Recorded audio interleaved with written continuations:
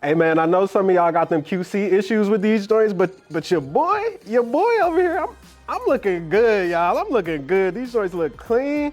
I ain't gonna lie to y'all. Can't wait to lace these joints up super tight, man. Make y'all mad. Come on now.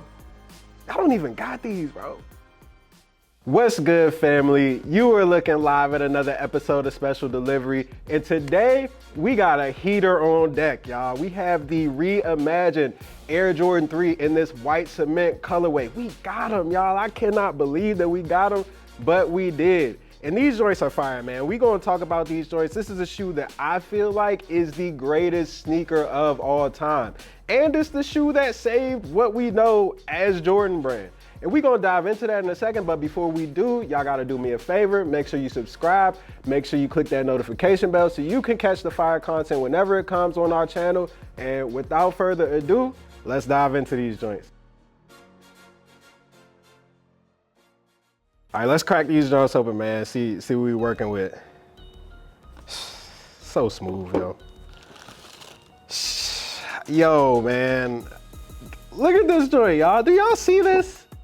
This is a real live white cement 3 right here as I'm struggling to put the top back on the box. This is incredible. This is just an incredible sneaker, man. Really beautiful shoe.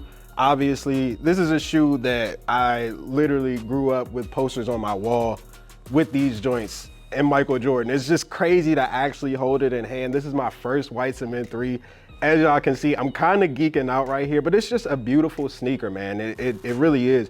You look at the upper, it's made out of this really white, pristine, soft leather right here, as you can see up on the top right here. And then no Nike swoosh, obviously, because this is a Jordan 3. Like this is really the shoe that made Michael Jordan what he is, in my opinion. Then the real feature for these joints is actually the elephant print right here that you see on the toe and on the back of the heel right here. This is really soft suede material right here. Really gives you that cement, that elephant vibe. I know a lot of people are having those quality control issues with them where, you know, some of the elephant print looks a little bit faded, I guess. It looks like somebody took a magic eraser to it. But as you can see on this pair right here, we don't really have those problems. Which, you know, I'm thankful for that. I'm thankful, I ain't gonna lie to y'all, I ain't gonna lie. With the laces, we got this white right here, really clean white. You see, we got these red plastic eyelets right here down at the bottom. Then you go up, you see more of that white lace. You get to the tongue, tip of the tongue right here, you got that red Jordan logo. The lining here is very soft, very plush. You got the red on the back of the tongue. Collar is white, as you can see. Then you go to the back heel. This is really where you get that vintage vibe from the sneaker, right? You have this Nike Air logo, which was the original look of the original Jordan 3. But then you have it in this creamy color, a little bit off-white, which gives you that vintage vibe that you're supposed to get with the Reimagined sneaker line. And then you have this this white midsole right here, this off-white sort of eggshell colored white midsole, giving you once again that vintage look that is supposed to be featured prominently in these sneakers. Obviously, you got the airbag in the heel right here, which is really cool. That's something this was a shoe that came out when Air was first becoming a thing. So to see it featured in a Jordan sneaker back then was pretty innovative, and it's really cool to just see it here. Like, this is a normal thing for threes, but when you get a shoe like this and you think about the history of it, it's just like, wow, like this is really a pioneer of Nike, right? And then you go to the outsole right here. You can see you got the classic gray, red, and white colors in the outsole. You got that red Nike logo right there in the heel area, the red splash on the forefoot area right there. This is just a classic sneaker, man. This is really the shoe, like I said, that made Michael Jordan what he is. Without this sneaker, we do not have Jordan Brand. All the J's that y'all are wearing right now, you're not wearing them. And that's why, personally, I feel like this is the greatest sneaker of all time. This is the best of the best, in my opinion. Let's talk about that. Remember when we had the Chicago Air Jordan 2 on here and we talked about how that sneaker almost actually ended Jordan Brand?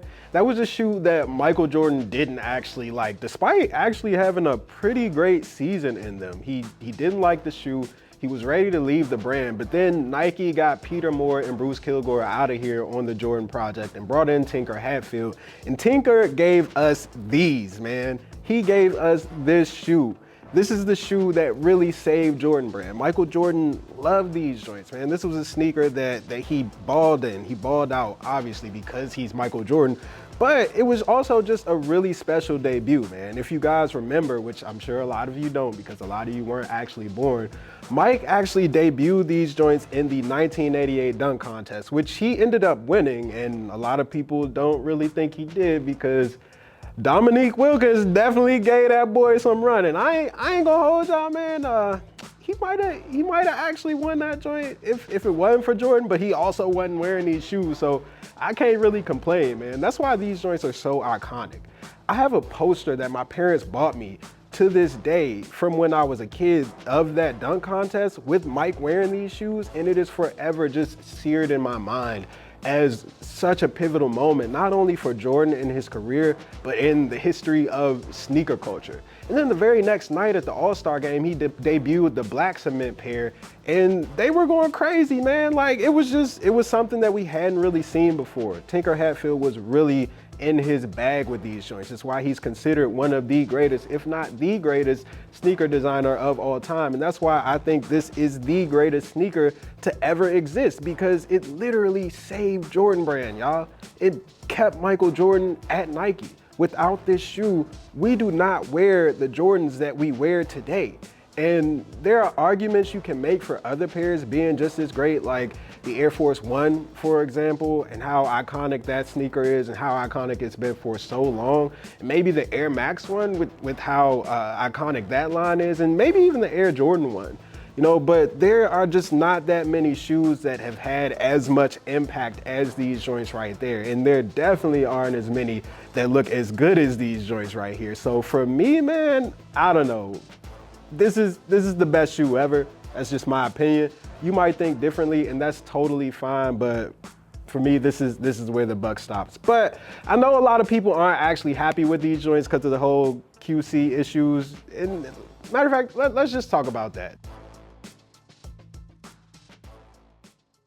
So I know some of y'all are upset about the quality control issues that some people have been seeing with these shoes. Like, people have had things from faded elephant print to glue stains to even the homie who has the Jordan logo and the Nike logo on the back heel of the shoe. Like, that's a crazy one. And it's not honestly surprising because it's a youth pair, and that's a whole nother story when it comes to Nike, man. Like, how much do they actually care about the youth pairs? I don't know, man. I don't know. But the thing is, for me with these shoes, if these had any QC issues, which I'm thankful that they don't, but if they did, I feel like I would be all right, because this is just a white cement Jordan 3, and I love this shoe that much, and that's just how I feel personally. And the thing about it is, man, at this point, we all know what it is when it comes to these bigger size runs with Nike. Like, when they're producing these shoes en masse, there are just always going to be issues, whether it's, you know, a thing cosmetically with the sneaker, or there's some glue stains, or, you know, just there are different things that we've seen with these shoes. We've even seen mold, right? Oh, like, this is a thing that is not really new. It's not necessarily breaking news to anybody, and it's something that we have to kind of roll with, I guess. And that's not fair. This isn't me excusing Nike for any of this, because at the end of the day, this is a $210 shoe, and when you pay $210 for something, you definitely expect top-notch quality. And for you to not get that is very, very disappointing. But at the same time, for me, I guess my general feel is that this is a white cement Jordan 3. It's something that I appreciate a lot, and I just hope that you can appreciate it too, because this is one of the greatest sneakers ever. And for it to come back in the way that it came back, it's a really cool thing. So I don't know, man, that's just my opinion. And I hope that for you guys out there who did have the issues, you can find some way to get over them, or maybe just find a way to get a different pair of shoes that doesn't have the same issues. But anyway, fam, that's a wrap for Special Delivery. I'm your boy Sykes, and this is the white cement Air Jordan 3. We will catch y'all on the flip side. Peace.